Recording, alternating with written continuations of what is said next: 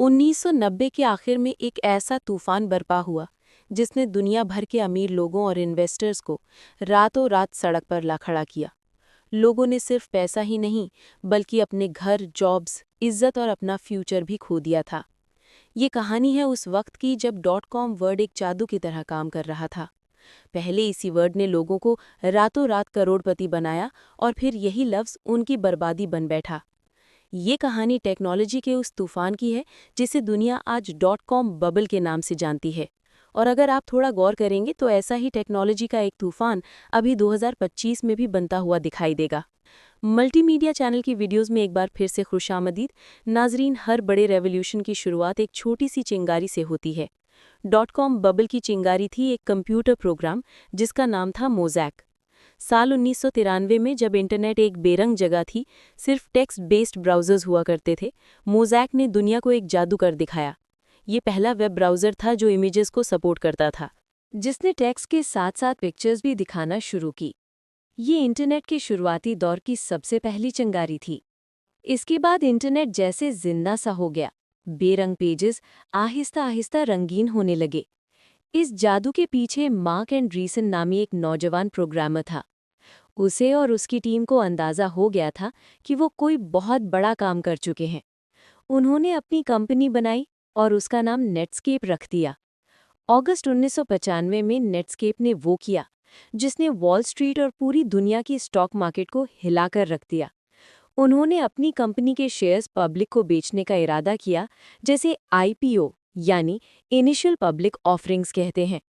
शुरुआत में उन्होंने अपनी कंपनी का एक शेयर $28 में बेचा था, लेकिन मार्केट खुलते ही नेटस्केप का वही शेयर हैरत अंगेज तौर पे $75 का हुआ और $58 पे आकर क्लोज हो गया। एक ऐसी कंपनी जो ठीक से प्रॉफिट भी नहीं कमा रही थी। सिर्फ एक ब्राउज़र ने उसे रातों रात $290 करोड़ का मालिक बना दिया। पर यह कामयाबी अकेले नेटस्केप की नहीं थी। जिन लोगों ने आईपीओ में $28 का शेयर खरीदा था, उनकी इन्वेस्टमेंट भी एक दिन में डबल हो गई। दुनिया भर के इन्वेस्टर्स के लिए ये एक इशारा था कि अगर किसी कंपनी के नाम के आखिर में .com लगाओ तो उसकी वैल्यूएशन आसमान को छू सकती है, फिर बेशक वो कंपनी अभी प्रॉफिट भी नहीं कमा रही हो। इस इशारे ने एक नई सोच को जन्म दिया कि profit is optional, growth is king. यानी कंपनी प्रॉफिट बनाए या ना बनाए और इसके शेयर की प्राइस बढ़नी चाहिए। बस फिर क्या था, लोग हर उस कंपनी के शेयर खरीदने लगे जिसके आखिर में .com लगा होता था। कंपनी के प्रॉफिट का शेयर हासिल करने के लिए नहीं, बल्कि शेयर की प्राइस बढ़ने पर उसकी ग्रोथ से मजे उठाने के लिए। नेटस्केप की कामयाबी के बाद .com गोल्ड रश शुरू हो गया। हर कोई इंटरनेट कंपनी शुरू कर रहा था। वेंचर कैपिटलिस्ट यानी वो लोग जो नई कंपनीज में पैसा लगाते हैं, आंखें बंद करके किसी पर भी अंधाधुन पैसा लगा रहे थे। किसी ने पेट्स के खिलौने और उसे .com का नाम दिया, तो किसी ने फैशन स्टोर खोल के उसे boo.com का नाम दिया। इसी तरह eToys.com और ऑनलाइन ग्रोसरी ऑर्डर करने के लिए webvan.com नाम की कंपनी खुली। बात यहाँ तक बढ़ गई कि सिर्फ 2-4 सालों के दौरान एयर 99 में 457 कंपनीज ने अपने आईपीओज लॉन्च किए, जिनमें ज़्यादातर .com कंपनीज ही थीं। और इनके शेयर्स पहले दिन ही 80-90% तक ऊपर जाने लगे। ये वो दौर था जब हर कोई ख्वामखा अमीर हो रहा था। एक आम आदमी जो स्टॉक मार्केट के बारे में कुछ नहीं जानता था, वो भी अपनी जिंदगी भर की जमा पूंजी .com कंपनीज की स्टॉक्स में लगा रहा था। इसको दीवानगी बोला जाए या पागलपन, इसे उस वक्त के अमेरिकन सेंट्रल बैंक के चेयरमैन एलन ग्रीनस्पैन ने इरेशनल एक्सूबरेंस का नाम दिया, यानी गैर मंतकी जोशो खरोश। उन्होंने इशारा दिया कि मार्केट में लालच हद से ज़्यादा बढ़ चुकी है और ये एक गुब्बारे की तरह है जिसमें हवा भरती जा रही है और अब वो किसी भी वक्त फट सकता है। पर उस वक्त सबको बहुत फ़ायदा हो रहा था, तो हर किसी ने मजाक बनाते हुए उनकी बात को टाल दिया। फोमो यानी फियर ऑफ मिसिंग आउट सब पर हावी था। कंपनीज के सीईओज खुद को रॉक स्टार समझ रहे थे। एक कंपनी थी boo.com जो ऑनलाइन फैशन आइटम्स बेचती थी।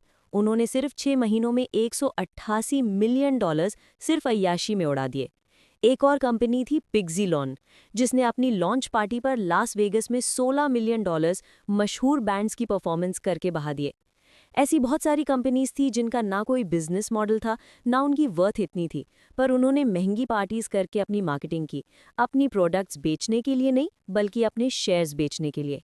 ये सब कंपनीज सिर्फ उस वक्त तक जिंदा थीं जब तक नए इन्वेस्टर्स आ रहे थे। मिसाल के तौर पर जून 1999 में सैन फ्रांसिस्को के बे एरिया के बीचों बीच एक ऑनलाइन ग्रोसरी सर्विस कंपनी ने अपना पहला डिलीवरी सेंटर खोला।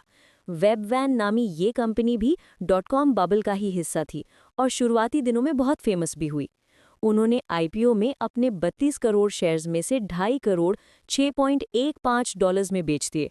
इस पैसों से डिलीवरी वैन्स, वेयरहाउस और कई डिलीवरी स्टोर्स खोले।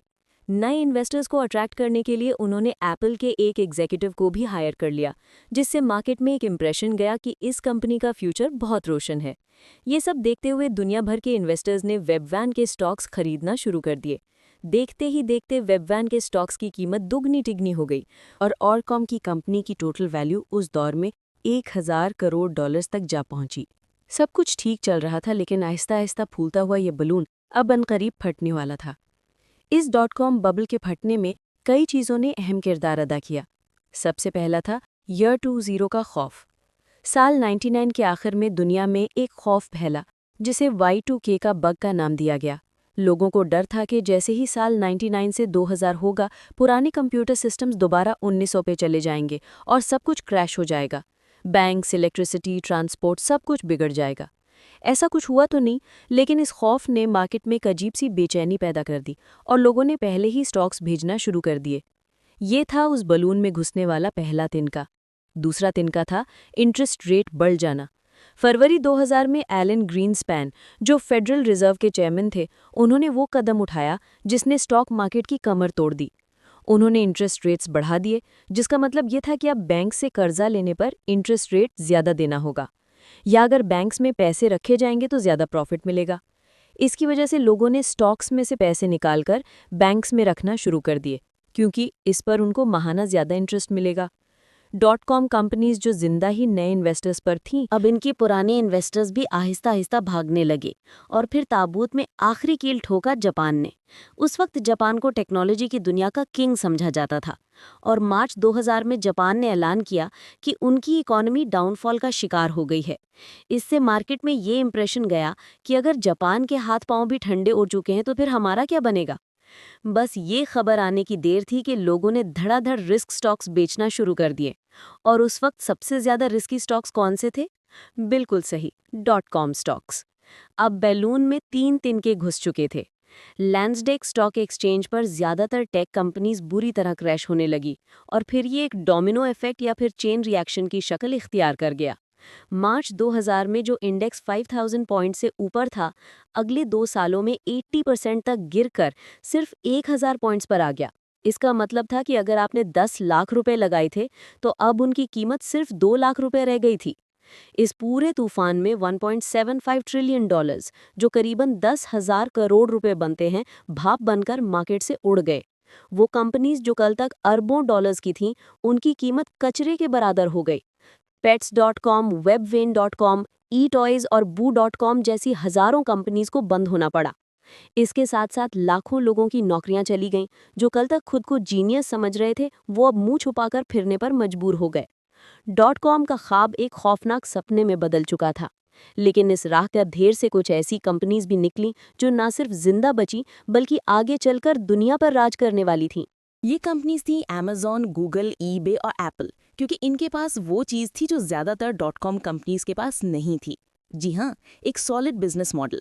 एक्सपर्ट्स का कहना है कि सिर्फ .com कंपनीज को इल्ज़ाम देना आसान है। असल जिम्मेदार वो कैपिटल मार्केट्स, वो इन्वेस्टमेंट बैंक्स और वो वेंचर कैपिटलिस्ट थे जिन्होंने अपनी लालच में इस आंख को हवा दी। .com बबल इंटरनेट की तारीख का एक अहम और दर्दनाक सबक था। इसने दुनिया को सिखाया कि टेक्नोलॉजी कितनी भी रेवोल्यूशनरी क्यों न हो, बिजनेस के बुनियादी उसूल हमेशा वही रहते हैं। पर हैरानी की बात है कि शायद दुनिया 25 साल पुराने उस तूफान से कोई सबक नहीं सीख सकी। आज 2025 में नई टेक्नोलॉजीज जैसा कि क्रिप्टो और एआई में भी करीब वैसा ही जोश देखा जा रहा है जैसा .com के दौर में देखा गया था। आज हर छोटी बड़ी कंपनी अपने आगे एआई और ब्लॉकचेन के वर्ड्स को लगाकर ढेर सारी इन्वेस्टमेंट इकट्ठी कर रही है, जबकि असल में ज़्यादातर का दूर दूर तक एआई से कोई लिंक नहीं है। इसकी जीती जागती एग्जाम्पल है Fielder.ai। 2023 में वियतनाम के एक आलीशान 5 स्टार होटल में एक शानदार पार्टी हुई जिसमें दुनिया भर की मशहूर हस्तियां शामिल थीं।